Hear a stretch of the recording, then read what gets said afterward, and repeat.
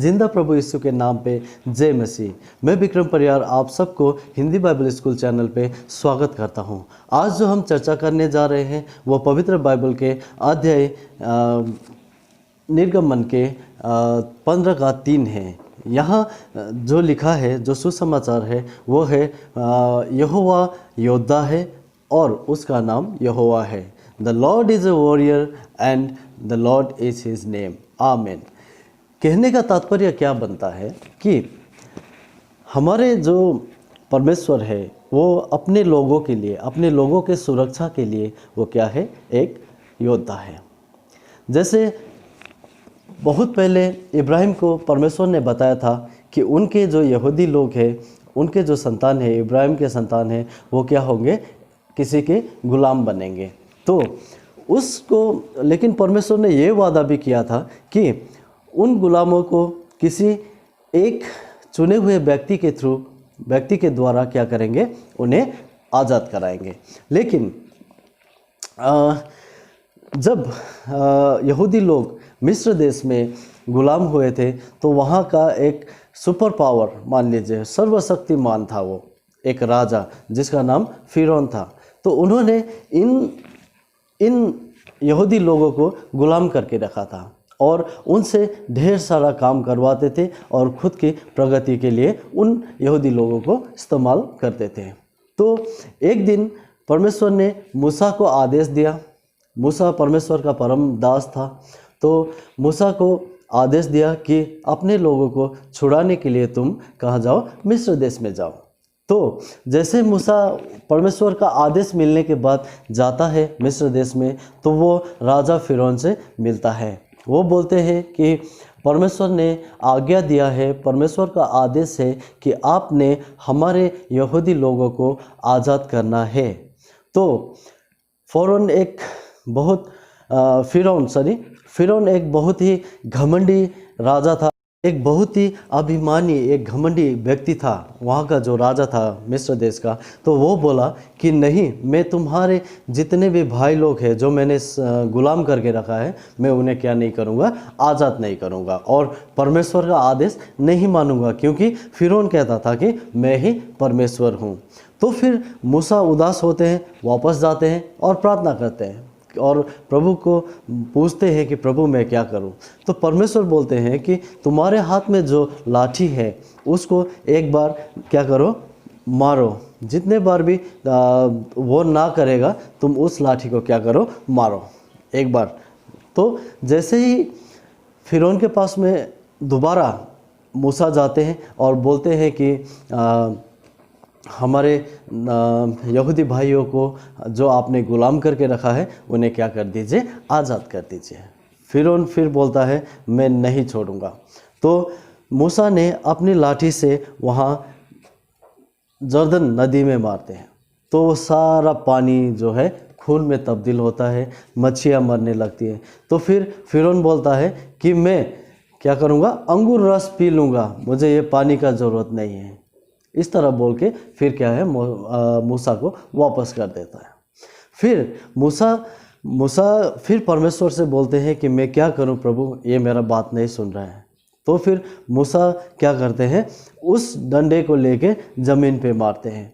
फिर वहाँ मधुमक्खियाँ आती है, ग्रास होपर आते हैं, फिर वहाँ बीमारी फैलती है, जानवर मरते हैं। तो इसी तरह करते करते लास्ट में फिर एक बार जाता है, मूसा जाते हैं किसके पास में, राजा फिरौन के पास। तो फिरौन को बोलते हैं कि ये आखिरी बार मैं आपसे पूछने आया हूँ कि आप क्या करें, हमारे भाइयों को आज़ाद करते हैं। तो वो बोलता है कि परमेश्वर मैं हूँ, मैं किसी को आज़ाद नहीं करूँगा। तो जब ये बोलने के बाद मूसा बोलते हैं कि परमेश्वर अगर नाराज़ हो गए, परमेश्वर के आदेश आपने नहीं माना, तो आपके घर के जो संतान है, जो कुल को आगे बढ़ाने वाले लोग हैं, जो आपके पीढ़ी को आगे बढ़ाने वाले बच्चे हैं, वो मारे जाएंगे। तो वो फिरौन जो है परमेश्वर के आज्ञा को नहीं मानता है। तो फिर मूसा जाके अपने यहूदी भाई लोग को बोलते हैं कि आज की रात प्रभु आने वाले हैं, प्रभु यहाँ सर्वनाश करने आने वाले हैं। तो आप लोग एक काम करना कि किसी मेमने को काट के मेमना का खून जो है अपने दीवार पे लगाना, ताकि परमेश्वर को मालूम हो कि क्या है, ये हम मेरे बच्चों का घर है, यहूदी लोग का घर है। तो इसलिए वो लोगों ने भी मेमना का खून क्या किया, अपने दीवारों पे पोत दिया। अपने दीवारों पे लगाने के बाद में रात को ठीक 12 बज गया था, तो उस टाइम परमेश्वर ने वहाँ आके सारे सर्वनाश कर दिया। तो अगला दिन जब मूसा वहाँ जाते हैं तो वहाँ राजा फिरौन का भी बेटा, एकलौता बेटा होता है, वो गुजर चुका होता है, वो भी मर चुका होता है। तो वहाँ फिर राजा फिरौन को मूसा बोलते हैं कि अब तो छोड़ दो, इससे ज़्यादा सर्वनाश आप क्या नहीं कर पाओगे, बर्दाश्त नहीं कर पाओगे, तो छोड़ दो। तो उस टाइम जो है, उस समय में राजा फिरौन बोलता है ठीक है, अपने यहूदी भाइयों को लेके चला जाओ। जब मूसा अपने सारे यहूदी भाई लोग को लेके जाने लगते हैं, रास्ते में जाते जाते जाते फिर ये राजा फिरौन का जो है दिल बदल जाता है। ये बोलते हैं कि मेरा तो बेटा मरा है, मेरे सारे प्रजा का बेटा मरा है, तो मैं क्या करूँगा, ये सारे लोगों को, यहूदी लोगों को और किसको, मूसा, ये सबको मैं मार दूँगा। तो इसलिए राजा जो है अपने रथ में सेना घोड़ा सारा लेके तैयार करो बोल के वो लोग निकलते हैं। जब वो लोग निकलते हैं तो मूसा लोग आधा रास्ता में पहुंचे हुए होते हैं अपने सारे भाइयों के साथ में, भाई बहन सारा जितना भी यहूदी लोग थे, गुलामों को आज़ाद करा के जब वो लोग जा रहे थे, तो क्या होता है कि वो लोग रास्ते में आधा रास्ता पहुंचने के टाइम में वहाँ पे इन लोग शुरू कर देते हैं कि अब क्या करना है, इनकी हत्या करनी है, मूसा को भी मारना है और दूसरा क्या है, सारे यहूदियों को भी मारना है। तो जैसे ये लोग रेड सी में पहुंचते हैं, जो रेड सी जो मतलब हम लोग बाइबल में बार बार पढ़ते हैं, तो वहाँ पहुंचने के बाद में मूसा और यहूदी लोग घबरा जाते हैं। वो लोग कहते हैं कि देखो पीछे कौन आ रहा है, फिरौन का सेना आ रहा है, फिरौन का सेना फिरौन के साथ में आ रहा है हमें मारने के लिए। हम किस प्रकार अब इस नदी को, इस समुंदर को पार करेंगे। तो सारे लोग घबरा जाते हैं, यहूदी लोग घबरा जाते हैं और वो लोग बोलते हैं कि इससे अच्छा तो हम लोग फिरौन के पास ही अच्छा था, एटलीस्ट हमें मरना नहीं पड़ता, हम जी रहे थे, ऐसे बताते हैं। तो परमेश्वर का नाम लेके फिर क्या करते हैं, हमारे मूसा जो है उन्होंने वो लाठी समुंदर पे प्रभु का नाम लेके मारा, तो समुंदर बीच में से फट के एक रास्ता निकल आया। समुंदर पूरा खड़ा हो गया, दोनों तरफ, दोनों साइड में समुंदर खड़ा हो गया और बीच में से रास्ता निकल आया। प्रभु का चमत्कार देखिए, प्रभु के कारनामे देखिए, अपने लोगों को बचाने के लिए प्रभु क्या नहीं करते हैं। तो फिर जल्दी जल्दी ये लोग क्या किया कि वहाँ उस रास्ते से बीच से वो लोग सारे लोगों को लेके मूसा ने वहाँ से निकल गया।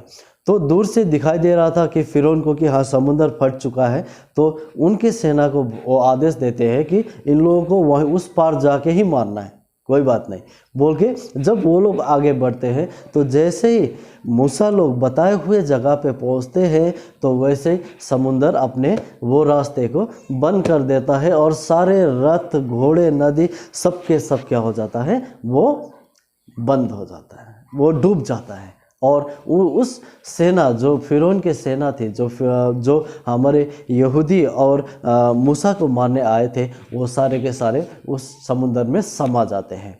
तो ये था परमेश्वर के योद्धा होने का गवाही। और अगर हम सच्चे दिल से परमेश्वर को आज भी अपने जीत के लिए पुकारते हैं, तो हमसे आगे बढ़ के हमारी लड़ाई परमेश्वर लड़ते हैं। ये मेरे ज़िंदगी में हुआ है। मैं 2016 का कहानी आपको सुनाऊंगा जो मेरा अपना है। 2016 अक्टूबर 22 तारीख का दिन था, मेरा फाइट था, मैं बॉक्सिंग का प्रतियोगिता खेल रहा था। और उस टाइम 2016 अक्टूबर में 22 तारीख मैं थोड़ा बीमार था, मेरा शोल्डर कंधा भी उतरा हुआ था, पर मुझे वो गेम खेलना बहुत ज़रूरी था। मेरा शरीर में मुझे बुखार आ रहा था, मेरे दाहिना कंधे पे मुझे जो चोट लगा था वो मुझे बहुत पेन हो रहा था, बहुत दर्द था। फिर भी मुझे उस प्रतियोगिता को जीतना बहुत ही अनिवार्य था। तो मैं जिसके साथ में खेल रहा था वो प्रोफेशनल फाइटर था जॉन, उनके साथ में जो मैं खेल रहा था, तो मैंने 2 राउंड तक एक पॉइंट मैं अच्छा से ले नहीं पाया था। वो मुझे मारता जा रहा था। ये वीडियो में छोटा सा क्लिप आप लोग को इसी वीडियो में अटैच करके दिखाऊंगा। मुझे मारता जा रहा था, मुझे मारता जा रहा था, मैं हारता जा रहा था। जबकि मैंने सुबह सुबह प्रेयर माउंटेन में जाके भी प्रार्थना किया था कि प्रभु आज मुझे किसी भी हालत में जीतना है। तो मैं पॉइंट से पूरी तरह हार चुका था।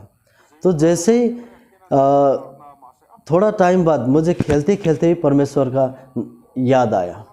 मैं कहने लगा कि प्रभु आज का दिन मुझे हारने मत देना, ये मेरे लिए एक बड़ा परीक्षा का वक्त है। तो आज का दिन मुझे आप क्या कीजिए, हारने मत दीजिए प्रभु, दया करके मेरे साथ आइए, मुझे सपोर्ट कीजिए प्रभु, मुझे सहायता कीजिए, मुझे जिता दीजिए। तो इस तरह से मैंने अपने खुली आंखों से मैं खेलते हुए मैंने जब प्रभु को याद किया, तब परमेश्वर ने मुझे जिताया। जब मैंने परमेश्वर का नाम लेके जब मैंने पंच मारा, मुझे पता नहीं है वो पंच लगा या नहीं लगा, मुझे कोई फील नहीं हुआ, लेकिन वो जो मेरे साथ खेल रहा था वो नॉकआउट हो गया था। आमीन। तो मैं यही कहना चाहता हूँ कि जब हम सच्चे दिल से परमेश्वर को पुकारते हैं, किसी भी लड़ाई में हो, किसी भी संघर्ष में जब हम हो, किसी भी वक्त जब हम हार रहे हो, तो जब हम सच्चे दिल से परमेश्वर को याद करते हैं ना, तो हमारे लिए परमेश्वर आगे आके हमारा ढाल बन के हमारे लिए लड़के हमें जिताते हैं। तो यही था इस कहानी का उद्देश्य कि मूसा को भी परमेश्वर ने अपने लोगों को छुड़ाने के लिए उसी तरह मदद किया था। और हम सब जितने भी परमेश्वर के विश्वासी हैं, उन विश्वासियों को जिताने के लिए परमेश्वर हमेशा आगे आएंगे। तो अपने विश्वास में अटल रहिए और कभी भी अपने मन में ये संदेह मत होने दीजिए कि क्या परमेश्वर आएंगे, क्या वाकई में मेरे is really my God a warrior. इसका ऐसे संदेह में मत रहिए, yes my Lord is really a warrior. तो इतना कहते हुए आज का मैं हिंदी बाइबल स्कूल का सर्विस यही समाप्त करता हूँ और तब तक के लिए इजाज़त चाहता हूँ आप सबसे। जय मसीह।